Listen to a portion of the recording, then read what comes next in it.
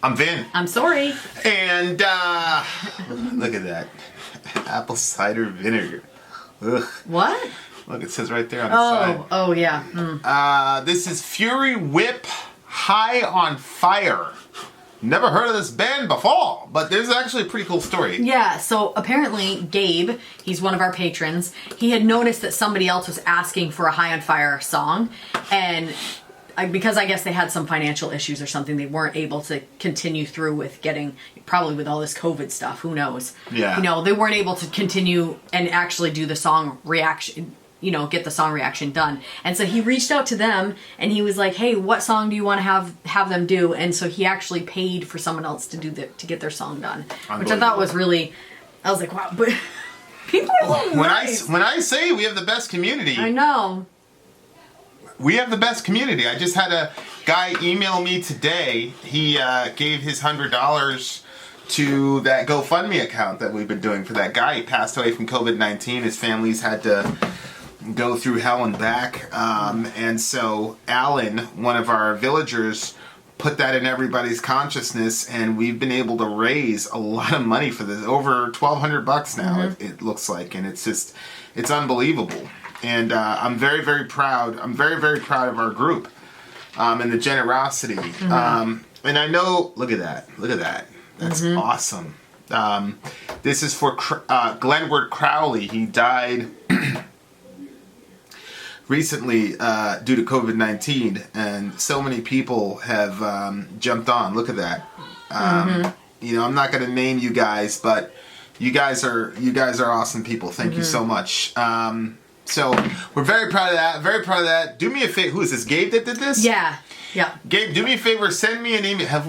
Does he have a shirt or anything like that? I don't think so. Gabe is the one that had us do Murder of the Universe and stuff like that. Send me an email, Gabe, of your address and your shirt size. We're going to send you a shirt. I know you didn't ask for it, but we're going to send you a shirt. There you also, shout out to the new patrons. Love you guys. Thank you very freaking much. Speaking of which, it is April 28th. It'll be April 29th when you're watching this. Patreon starts deducting. So if you had been meaning to pull out because you're in a financial situation, do so with the quickness, please. Obviously, we want you on Patreon, but everybody's in a bad situation, and I want you to keep abreast of, not that you need to take financial advice from me, but you know, sometimes you subscribe to stuff and you forget that you subscribe to them. Yeah.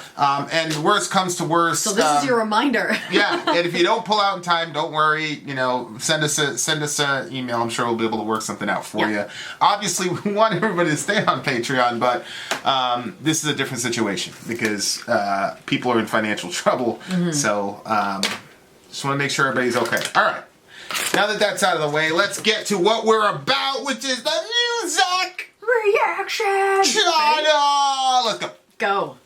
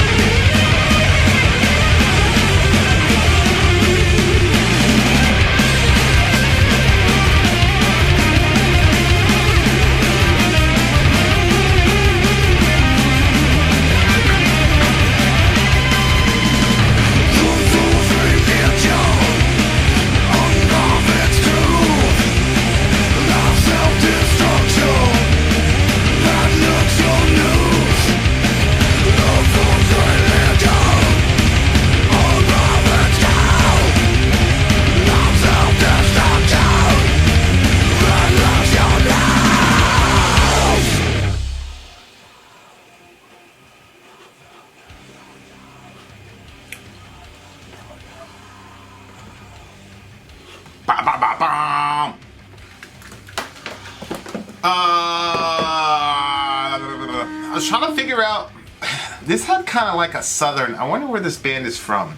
Because I feel like they're like southern or Texan or something like that. Let me check. What's the name of this band again? High on Fire? Yeah. High on Fire. Okay, go ahead. Go ahead. Talk while I. I really wasn't a fan of it. I didn't like the vocal style. I didn't like the way that the song traveled. They're from California.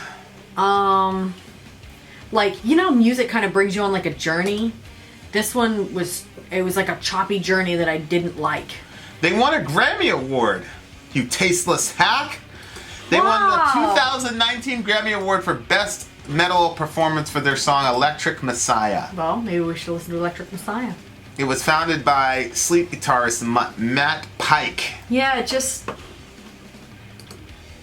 See, doesn't he look like a... Yes, a southern person. Yeah, absolutely. He's from Southfield, Michigan. Michigan isn't really, you know. Yeah, Okay. I just... And then that last thing at the end. I think lyrically I figured out where he was going. It's not like, oh, I really, you know, we're always going to be real. Like, I'm not, oh, wow, I really, but it's a, what are the genres supposedly like, doom, stoner metal, sludge, kind of like sludge. Yeah, it fits the moniker because they're kind of sludgy. So, you know, I get that part of it. I get where you're coming from too, as far as like not liking it. But I got there's some bands that you can rock with them once you figure out what they're doing and what the genre is. And so like halfway through the song, I started to figure it out and started enjoying it. But I see where you're coming from. Lyrically though, it was very, very intriguing stuff. But okay. we'll deal with that in a second. What were you looking? Were you looking at the lyrics, or yeah, I trying was to at catch first. the flow, or yeah, what? Well, both. When I was looking at it, I was like, okay, are we talking about? I thought maybe that they were talking about the. Oh my word! My head just blanked. Where the people would go, they would, in the name of Christ, kill people. Crusades. Yes, the Crusades. Like, I was like, maybe they're talking about the Crusades. But then over here, killing dead, splitting head, making sure the lion's fed. Then I thought of like the Christians that they threw into the I don't know. So I wasn't really sure. And then I was trying to ride the song and I couldn't. Something kept pushing me off. It was sludgy. Well, I think he was saying, okay, so the first two stanzas, Slit Throat Hollow. First of all, I really like the cadence on this. This is something hip-hoppers do really well, as far as like the cadence and the rhyme scheme that really, you don't see a lot of it in metal. But this one, kill dead, splitting head, make sure the lines fell, head by fell, hold your life. Right? Pain, king, suffering, walk through the acid ring, and prison, your hands still untied. Like, that sort of inner and internal, external rhyme scheme and the cadence in which he did it, I really like that part of it. Yep. And like I said, rappers do that really, really well. I mean, that's what I came up in. I think hip-hop's mastered that style. And I think if that would get incorporated more into metal, that would be it. Like, even the rap metal during the new metal period, they weren't really good rappers. So they didn't have, you know, any sort of complexity in their, you know, rhyme scheme, much less their cadence. So like if people like figured this out and added that to metal, I think that would like really, really pop, because that's something that metalheads are just not used to, but it's really cool. And actually it would probably work better in metal than it would with hip-hop, because it's more rhythmic. And so when you've got rhythm guitars that you catch a groove, rap beats aren't like that. Rap beats are mostly about the percussion. Yeah, you're right. So everything is about, you know, being on pace with the percussion. Yeah. And so you can't really get groovy in your vocalization, whereas in metal you can ride the percussion, but you can also accent to the guitar, and I think that would be massive. I don't know. Maybe I should write a song, put it in there, because I've got the lyrical. Think about it. Why am I telling them to think about it? They can't have me write a song. So I mean, I don't know. what a strange thing. You're a strange guy, Vin. I thought you were telling them to think about if they wanted it to even hear that or not. I think that I'm sure they want it. I think the first two stanzas are about religion itself, Christian religion. This line right here is the best line in the song. Imprisoned, but your hands are still untied. That's so funny. I picked up on that too. So, the fool's religion unprofits truth, live self-destruction, bad luck's your noose. And then it says, sin, sex, bad intent, making sure the money spent watching as your dollars turn to dimes, death, tax, broken backs, time has come to wield the axe, paying for the check and all your crime. Which is kind of like what religious people do, right? Like you sin a little bit, but then you give some money and that's going to equal out all the dirt that you did before. I mean, in the Catholic Church, this was a misappropriation of the funds. I get it, but Tetzel did what he did, right? Sorry, Jake, don't be mad at me, but in Catholicism, you had these indulgences, and you had people selling indulgences, and so an indulgence is, lessened your time in purgatory for the dirt that you did on the earth, and yours or your family members or someone you cared about. Right, and so it created a system where you could basically buy out forgiveness. Yeah. He might be talking about, the American economic system. If I didn't have a Bible and that was presented to me and my child had died or you had died, I would absolutely give them that money. If I didn't have a Bible and I didn't know and I was going off the word of somebody else and they said, listen, he's in purgatory. How could you? Yeah, but then that would mean that poor people were particularly despised by God and rich people were particularly loved by God, right? Because the poor people wouldn't be able to afford. Yeah, I know. To get their friends out of purgatory. I know. So you wouldn't fall for that? I would definitely fall for it. Well, I'm not saying I wouldn't fall for it. I'm just saying that these would be some questions that I'd say, well, Mr. Priest. Honestly, I would be thinking, there's some people that don't have this opportunity. I'm so glad I have this opportunity to. Screw those people. Screw them. Kind of. Let them burn. I wouldn't be thinking about screw them. them, but I would be thinking, I'm just glad I have this chance. Yeah. Yeah, good Lord, religion. We're in the wrong business, babe. If you've been doing anything on Patreon, we should start a religion. Oh, my word. What? We'd be a lot richer. That'd be so awful. I wouldn't be able to...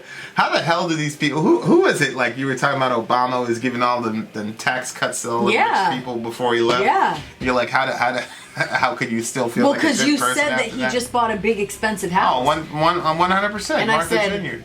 Yeah. I said, how could you do that knowing that you didn't care about all the little guys? But I think that's where the whole bad luck's your noose means in this song, because it seems to be a way to speak about karma. Mm-hmm. It's called karma! Imagine who said that. Bad luck's your noose, right? Like, you're doing all this dirt, the unprofit, you're causing people to go into self-destruction. Well, bad luck is gonna come around and kill you, basically, and I think that's a way of speaking of like a karmic principle, like you're this horrible person or whatever, and then here you go. I think there's some sort of there's got to be some Christian imagery throughout this whole thing. I mean, it's death is this communion, and then you've got return to Nod, which is Nod is where Cain went when he was wandering, and then waste of Tiamat, which Tiamat is one of the ancient Near Eastern guys. Go ahead, I'm sorry. Didn't some of Abraham's family come from the land of Nod, too? Not that I know of. Just Cain. Just Cain? Yeah. Okay. So, definitely some Christian undertones there and all that, but that's really interesting death tax. If you're paying for, I don't know if this is as deep as he was going, but basically if you're praying for your family to get out of purgatory, that would be a form of a death tax. Mm-hmm. Broken backs, time has come to wield the axe, paying for the check and all your crime, like, whoo, man, if that's where this guy is going, that's pretty intricate. That's a pretty intricate criticism there. Mm-hmm. Slit throat, Holocaust, dark is the day of Pentecost. I mean, it says it right there in the opening line. Pentecost it was originally a Jewish holiday. It wasn't a Christian holiday. Right. That's so interesting. You're right, but I always forget that. Yeah, Pentecost then became it became the birthday of the church. Yeah. Yeah. It became a denomination, Pentecostals. Correct. Which is why I was like, man, is this guy Southern? Because, right. that would explain that. But here it's as dark as the day of Pentecost, which, you know, for Christians, Pentecost is kind of the day that the church went public. You know, a lot of theologians say it's a birthday of the church. Me, because I'm such a nerd, you know, I don't like using that term, but I'll say it's a day the church went really public. And, you know, the world hasn't been the same since the day of Pentecost 2,000 years ago. And there's a lot of really cool biblical and historical facts about Pentecost that are very, very interesting. But he's saying dark is the day of Pentecost. So if you go with the standard line that Pentecost is a birthday of the church, then he's saying that the day that the church was stood up is a dark day for all humanity. And so that's kind of what sets the tone for me as far as interpreting the song, as for some sort of criticism on Christianity. Which I think, you know, obviously we've listened to probably 40, 50 songs that have been very critical of our faith as Christians. And, you know, for the most part, you know, none of them have caused me a crisis of faith at all. Yeah. And I think that there have been a lot of things where the church has been in error and have not been a force for good in the world. I think the church's support, the unconditional support of Donald Trump, I think is a problem. I think the unconditional unilateral support of Israel, I think, is a problem in the modern age. Obviously, we just talked about, you know, indulgences being a problem. Yep. So there's, you know, somebody asked me about, you know, what are some major issues do you see with the church in a Fireside? Fireside is a live stream that we do. And we don't really have a schedule for them, so just click the notification bell if you want to be involved of a Fireside. And so I listed out, you know, creation care, like not caring about the planet, I think is a major problem. And then the other stuff that I mentioned, and they were like, well, what about the priests? And of course, that's a massive issue. I'm speaking as a Protestant. Yeah. I don't like pointing the finger at other Christian denominations that I'm not a part of and saying, those are the guys. So obviously I definitely think the priest thing is horrible. But I just wanted to critique my own backyard, as it were, before going after Catholics. But at the end of the day, every city in America has a St. Andrew's or a St. Mary's Hospital or something like that. All the Ivy League institutions in America were started by Christians. There's a lot of like global relief efforts that are spearheaded by Christians. There's also a lot of, you know, like Hope Haven is a a shelter. Yeah, the Western world. I mean, forget it. Salvation Army. Yeah, just look at the cultures where Christianity has been the major influencer, and look at the cultures where Christianity has never. Right. Notice I didn't say that post-Christian cultures. Not cultures that took the good out of Christianity and then left the other behind and then acted like they just fell out of the sky. I'm not talking about that. What I'm talking about is cultures that have never been influenced by Christianity. Look at them and then look at the Western world and then see if we've never done anything good in the world. That's why those criticisms don't bother me. Because our faith is, first of all, none of those have to do with Jesus. I mean, if they follow Jesus, they wouldn't have done that. But even beyond that, we've done a lot of damn good in the world. And the world would be extremely dark and horrible if we were never around. So I look at things like this, and I definitely see, like, if you don't have a broad perspective on history and you've only looked at certain episodes, then you could say, oh, this is, I think it's going to be like in 700 years, in 800 years, people are going to be saying this about America. Absolutely. And I think America has done, you know, and it's the same thing when you look at like the Roman Empire. I think everybody knows that the Roman Empire did horrible things, but everybody also knows that things like to this day, the government checks and balances. There's a good argument to be made that you wouldn't have had the Magna Carta without the Roman Empire, you know, and so you know, I think in any sort of human-run institution, it just depends on what you want to see a lot of the time when you get an understanding, but. This guy's a very smart lyricist. Black fiend treachery, the numbers fall, you wear 13. And then in the chorus it says bad luck will be your noose. Yeah. You know, 13 is an unlucky number, yada yada yada. What about pray the demons cannot kill the light? What about it? Well, I just think from the perspective of this song that you already started off in darkness. So I think this line is an irony because the demons killing the light, but you're bringing darkness. So everything is flipped up. Everything is flipped upside down. Smart. Which would be the demons would. This is what happens with people. They demonize people who expose the evil side of religion. That person gets demonized for killing the light, which is what you saw happen with the Catholic stuff, where they kept moving these priests around and these nasty ass guys that were destroying these kids. And then when the kids would try to say something, the kids got demonized. And you see, I mean, we've had front row seats of it in evangelicalism when you call out certain forms of perversion. The survivor gets demonized, and then the demon gets canonized. That's a very interesting situation. But you know, that's one of the benefits, the utility of believing in a God who sees all and knows all and will be the final judge. Right. So there's that. Yeah, I think this is probably one of the smarter lyrical offerings that we've had, and they're going to get a very high score from me because of their lyricism. What are you giving it? You know, the music is sludgy, underproduced type of thing, but that's kind of the genre. Just not my thing. But this is one of the stronger lyrical offerings I've seen in quite some time. So it's going to get a 9.3 from me. I know exactly where you're going. You're going to say 7.4. Wrong. What? 6. Even lower, 7. 6.7. Good Lord. God forgive this girl. Anyway, shout out to Big Homie Gabe. Send us your, email me your address. Let us know if you want a shirt or if you want a mug. No, do both. Oh. Email me your address, we'll get you a shirt and a mug. I love generosity. Hits me in the feels. Okay, that's all. Vin out. Sori out. Gone.